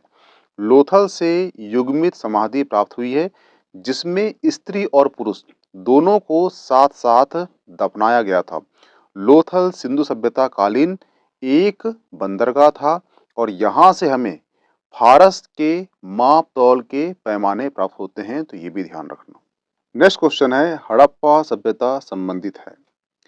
तो ध्यान रखना, जो हड़प्पा सभ्यता एक कांस्य युगीन सभ्यता थी। क्या थी वो? कांस्य युगीन सभ्यता थी। और सिंधु सभ्यता के लिए सामान्यतः 3 नामों का प्रयोग किया जाता है जो मैंने जस्ट इसके पहले बताया हूँ। सिंधु की सभ्यता, सिंधु घाटी की सभ्यता और हड़प्पा सभ्यता। लेकिन सिंधु सभ्यता को हड़प्पा सभ्यता कहकर पुकारा जाना अधिक उपयोगी माना जाता है। ठीक है, और जो हड़प्पा सभ्यता है ये किसने नाम दिया है? तो ये नाम दिया है डॉक्टर आर एस राव ने। कौन ने? डॉक्टर एस आर राव ने। ये ध्यान रखना। ठीक है, एस आर राव है। नेक्स्ट क्वेश्चन है, पशु के अवशेष सिंधु घाटी सभ्यता से प्राप्त नहीं हुए हैं। ठीक है, यानी ऐसा कौन सा पशु है? इनमें से जिनके अवशेष सिंधु घाटी सभ्यता से प्राप्त नहीं हुए हैं, ये पूछ रहा है। ये ध्यान रखना, जो सिंधु घाटी सभ्यता के उत्खनन से जो गाय है, गाय के अवशेष प्राप्त नहीं हुए हैं। सिंधु सभ्यता काल में कुबड़ वाला बैल पशुओं में सबसे अधिक महत्वपूर्ण एवं पवित्र माने जाते थे। हुआ क्लियर? एक बार क्वेश्चन आया था कि सिंधु सभ्यता में कौन से पेड़ को सबसे पवित्र माना गया है, तो कौन सा पेड़ है? वो पेड़ है पीपल। ठीक है, पीपल पेड़ को सिंधु सभ्यता में क्या माना गया है? सबसे पवित्र माना गया है।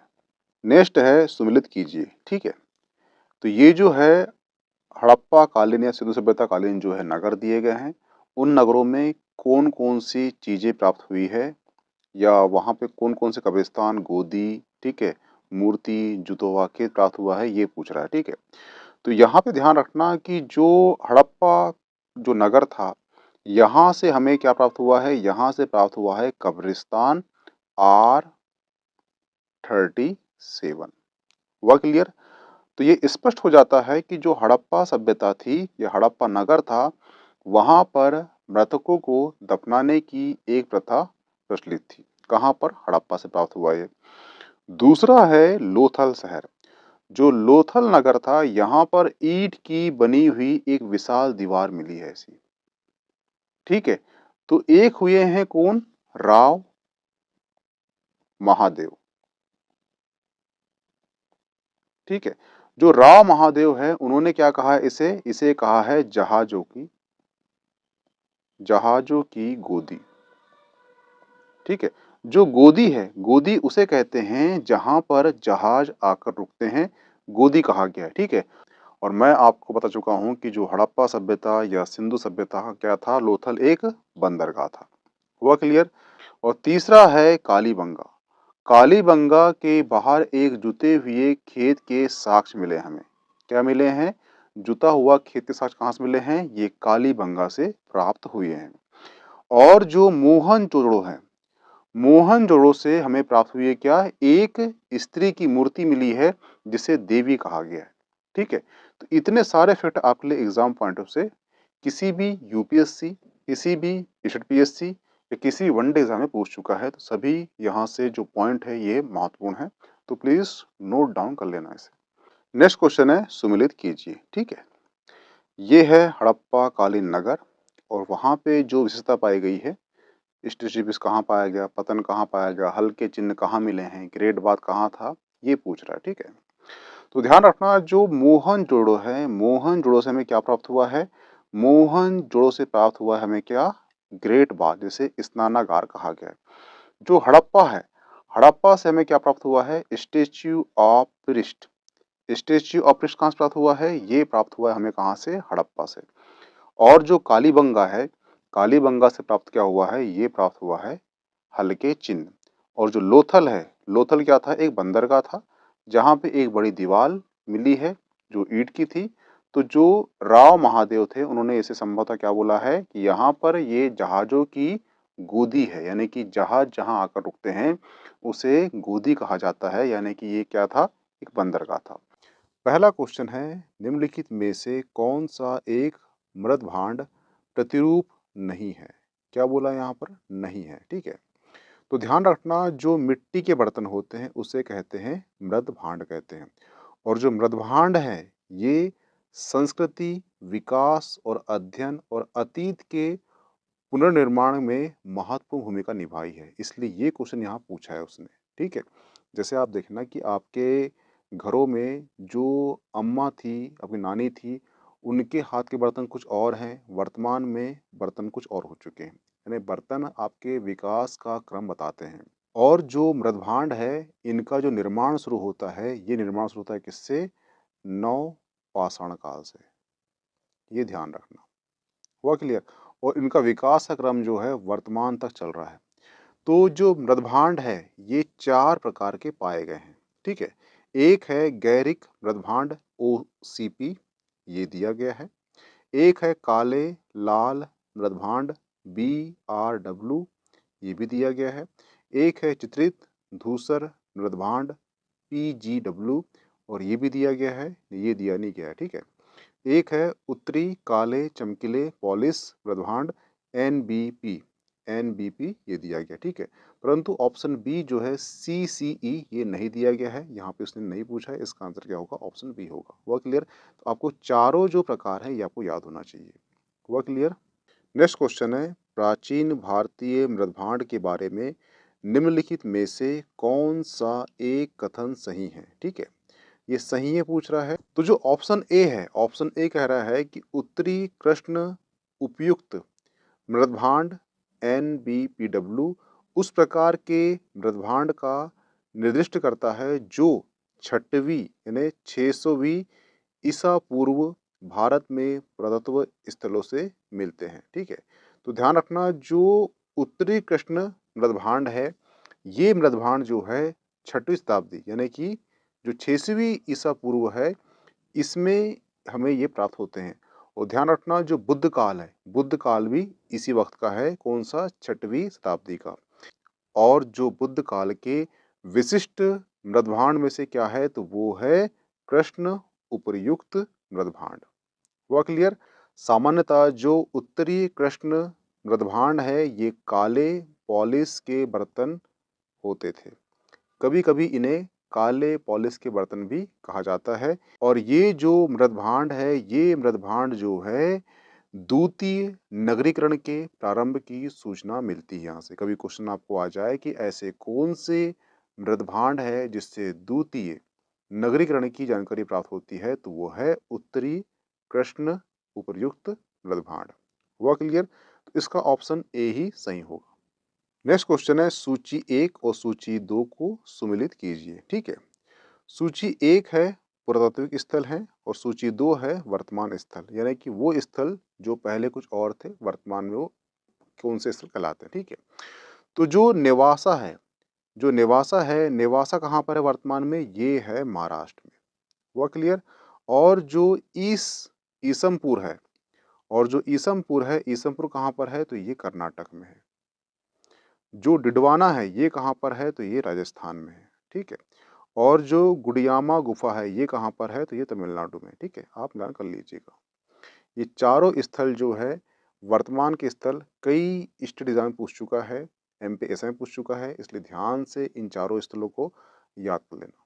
नेक्स्ट क्वेश्चन है, भारतीय इतिहास के संदर्भ में अलेक्जेंडर री, AH रॉबर्ट सिल्वे, जेम्स बर्गेस और वाल्टर इलियट किस गतिविधियों से जुड़े हुए हैं? ध्यान रखना कि ये सभी जो हैं भारतीय पुरातात्विक उत्खनन से इनका संबंध है, तो इसका आंसर क्या होगा, ऑप्शन ए होगा। नेक्स्ट क्वेश्चन है, नवपाषाण काल के संदर्भ में निम्नलिखित में से कौन सा कथन सही है? तो ऑप्शन ए कहता है कि इस काल की अभिलक्षणित विशेषताओं से घिरे हुए और पालिश किए हुए पाषाण के औजार, कृषि, पशुपालन को पालतू बनाना और मृदभांड शामिल है। तो नवपाषाण काल में कृषि का विकास हो चुका था, औजार विकास हो चुका था, पशुओं को पालतू बनाया था। तो ये जो ऑप्शन है सही होगा, ठीक है। वो पूछा क्या है, नहीं पूछा है। दूसरा, इस काल को नव प्रशस्त्र युग भी कहा जाता है, तो ये भी सही है। ऑप्शन सी कहता है कि अभिलक्षित विशेषताएं उप महाद्वीप में विभिन्न भागों में लगभग एक ही समय में दिखाई देती है, ये भी सही है। ऑप्शन डी कहता है कि कृषि का सबसे पहला साक्ष्य 8,000 BEC में मेहरगढ़ से प्राप्त हुआ। गलत। जो कृषि का पहला साक्ष्य है, ये प्राप्त होता है कहाँ से, 7,000 ईसा पूर्व, और ये प्राप्त होता है कहाँ पर, ये हमें प्राप्त होता है मेहरगढ़ से। हुआ क्लियर? यहाँ से प्राप्त होता है, सन कौन सा है, वो है 7,000। तो ऑप्शन डी यहाँ पे सही ऑप्शन होगा, क्योंकि इसने क्या पूछा है, नहीं ये 8,000 बोल रहा है, परंतु यहाँ पे क्या है सही आंसर, वो 7,000 ईसा पूर्व से मेहरगढ़ से कृषि के साक्ष्य मिलते हैं, ठीक है। मेहरगढ़ कहाँ पर है, तो ये पाकिस्तान के बलूचिस्तान में स्थित है। यहाँ से हमें गेहूं के साक्ष्य मिलते हैं। और जो नवीनतम जो खोज है, उसके आधार पर जो भारतीय उपमहाद्वीप में, उसमें जो उत्तर प्रदेश है, वहाँ पे एक संत कबीर नगर है, वहाँ से एक लहुरा देव लोहरादेव स्थान मिला है, वहां से नवीनतम साक्ष्य मिले हैं। ठीक है, और जो चावल के साक्ष्य मिले हैं ये हमें मिले हैं कहाँ से, 9000 ईसा पूर्व से लेकर 7000 ईसा पूर्व के बीच में हमें साक्ष्य मिले, किसके, चावल के मिले। ठीक है, तो ये सारे फैक्ट याद रखना। हुआ क्लियर। नेक्स्ट क्वेश्चन है, शिल्प उत्पादन केंद्र के रूप में किस पुरातात्विक स्थलों को चिन्हित करने हेतु पुरातात्विदों के लिए निम्नलिखित में से कौन कौन से महत्वपूर्ण चिन्ह या मार्ग होते थे, ये पूछ रहा है। ठीक है, ये क्वेश्चन काफी डिफिकल्ट है, परंतु ठीक है, समझते हैं हम। ठीक है, तो ये ध्यान रखना, जो पुरातात्विक साक्ष्यों के आधार पर पुरातात्विक स्थलों की पहचान की जाती थी, शिल्प उत्पादन केंद्र के पहचान के लिए कच्चे माल, अपूर्ण वस्तु, कूड़ा करकट, अपशिष्ट पदार्थ इत्यादि की खोज की जाती थी। ठीक है, जैसे हड़प्पा से मनके बनाने के कारखाने प्राप्त हुए हैं। ठीक है, तो ऑप्शन ए क्या कह रहा है, वो कह रहा है कच्चे माल का प्रमाण, जैसे प्रशस्तर पिंड, पूरे शंख आदि, तो ये सही होगा। ठीक है, दूसरा, स्थल का भौगोलिक विस्तार, ये नहीं है। तीसरा है अपूर्ण वस्तु, मैं बताया था कि अपूर्ण वस्तु, ठीक है, त्याग दिया गई हो, माल, कूड़ा करकट, प्रमाण, ये भी सही है। ठीक है, विविध प्रकार के मृदभांड, ठीक है, तो ये भी सही है, ये भी सही है, तो इसका आंसर क्या होगा, ऑप्शन, ये भी गलत होगा, ये भी गलत होगा, ये गलत होगा, ऑप्शन बी ये सही होगा। हुआ क्लियर। नेक्स्ट क्वेश्चन है, निम्नलिखित में से किस हड़प्पा नगर के नगर दुर्ग और निचले शहरों क्षेत्रों से कई बड़े कुंड और जलाशय प्राप्त हुए हैं। ठीक है, तो ध्यान रखना कि जो हड़प्पा सभ्यता के जो धौलावीरा है, धौलावीरा नगर की जो जल प्रबंधन प्रणाली थी, ये अति विशिष्ट थी और यहाँ से 16 से अधिक विशाल जलाशय के साक्ष्य मिले हैं। तो इसका आंसर क्या होगा, ऑप्शन सी धौलावीरा। ठीक है, परंतु अगर यहीं पे क्वेश्चन आता कुंड की जगह पूछता कुआं, ठीक है, तो इसका आंसर क्या होता, वो होता मोहनजोड़ो नगर से। यानी कि जलाशय कहाँ से प्राप्त हुए हैं, जलाशय प्राप्त हुए हैं धौलावीरा से, परंतु यहाँ से क्या प्राप्त हुए हैं, यहाँ से बड़े बड़े बहुत संख्या में कुआं प्राप्त हुआ। ठीक है, कुआं पूछेगा तो मोहनजोड़ो लगाना है, परंतु आपसे कुंड पूछ लिया तो वो धौलावीरा। हुआ क्लियर, क्योंकि इसकी जो है जल प्रबंधन सबसे विशिष्ट थी सभी नगरों में से। नेक्स्ट क्वेश्चन है, निम्नलिखित में से किस हड़प्पा स्थल में यज्ञ वेदी, फायर ऑल्टर मिले हैं। ठीक है, तो ध्यान रखना, जो कालीबंगा है, कालीबंगा जो है ये राजस्थान के गंगानगर जिले के घग्गर नदी के किनारे स्थित है और ये है सैंध्य स्थल है। हुआ क्लियर, और इस स्थल की खोज जो है 1952 में किसने की थी, वो की थी अमलानंद घोष ने की थी, और 1961 में बीबी लाल और बी के थापर के निर्देश पर व्यापक खुदाई की गई थी दोबारा से। ठीक है, और इस सैंध्य स्थल में सात अग्निकुंड या यज्ञ वेदी के साक्ष्य प्राप्त हुए हैं। तो क्या है इसका आंसर, कालीबंगा। ठीक है, तो ये ध्यान रखने वाला अंतर कि जो यज्ञ वेदी है या फायर अल्ट्रा पूछे आपसे या अग्निकुंड पूछे, ये कहाँ से प्राप्त हुए हैं, ये प्राप्त हुए हैं कहाँ से, कालीबंगा से, और इनकी संख्या कितनी है, इनकी संख्या 7 है। हुआ क्लियर। नेक्स्ट क्वेश्चन है, निम्नलिखित में से कौन हड़प्पा संस्कृति के पूर्वी सीमांत का निर्धारण करता है। ठीक है, तो ध्यान रखना, जो हड़प्पा सभ्यता का विस्तार है वो इस टाइप से। ठीक है, हुआ क्लियर। तो हड़प्पा सभ्यता का जो विस्तार है ये पूर्व में मिलता है हमें आलमगीरपुर मेरठ में प्राप्त होता है। जो पश्चिम में प्राप्त होता है क्या, सूतकांगेडोर। जो उत्तर में प्राप्त होता है हमें क्या, मांडा। ठीक है, और जो दक्षिण में प्राप्त होता है महाराष्ट्र में क्या, दायमाबाद। हुआ क्लियर। ठीक है, और यहाँ उत्तर से दक्षिण, ये जो उत्तर दक्षिण है इसका विस्तार कितना है, इसका विस्तार है कितना, 1400 किलोमीटर। ठीक है, और जो पूर्व से पश्चिम कितना है, तो ये 1600 किलोमीटर फैली हुई है। और जो सिंधु सभ्यता थी ये त्रिभुजाकार में फैली हुई थी, जिसका क्षेत्रफल जो है 13 लाख वर्ग किलोमीटर है। ठीक है, तो इसका आंसर क्या होगा, इसने क्या पूछा है आपसे, पूर्व। ठीक है, तो इसका आंसर क्या होगा, आलमगीरपुर। हुआ क्लियर। नेक्स्ट क्वेश्चन है, निम्नलिखित में से कौन सा हड़प्पा कालीन स्थल गुजरात में स्थित है। तो ध्यान रखना, जो हड़प्पा कालीन स्थल है ये गुजरात में स्थित है, कौन सा, वो है लोथल। और लोथल से ही हमें एक बहुत बड़ी दीवार मिली है। ठीक है, और इसे जो है क्या बोला गया है, एक महेशदास हुए हैं, उन्होंने बोला है इसको जहाज़ों की गोदी। यानी यहाँ पर जहाज़ आके रुकते थे। यानी इसका मतलब ये है कि जो लोथल है यहाँ पे एक बंदरगाह हुआ करता था। और जो कभी क्वेश्चन आपसे आएगा कि फ़ारस के नाप-तौल के मापन कहाँ से मिले हैं, तो हमें कहाँ से लोथल से प्राप्त हुए हैं, ये भी ध्यान रखना। हुआ क्लियर?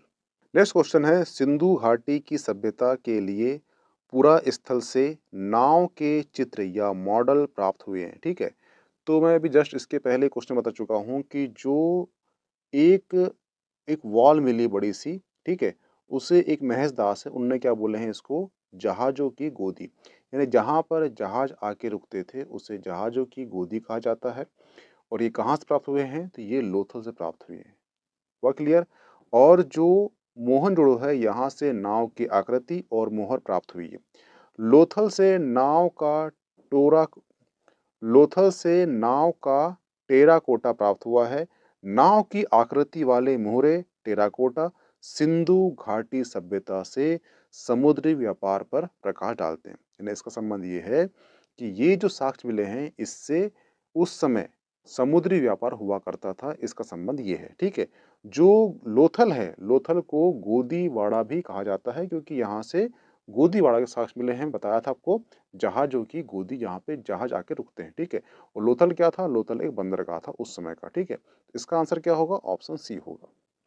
तो कई बार आपको आंसर का पता ना भी हो परंतु आपको 2-3 चीज़ पता है वहाँ से तो आप आराम से उसको हैंडल कर लोगे। इसलिए जब भी मैं बताता हूँ एक्सप्लेनेशन तो आप ध्यान से उसको सुना करो, ठीक है? तो मिलते हैं नेक्स्ट लेक्चर में। इसकी पीडीएफ आपको मीमांसा एकेडमी का टेलीग्राम चैनल में प्राप्त हो जाएगी। प्लीज़ जॉइन कर लीजिए। Okay, thanks.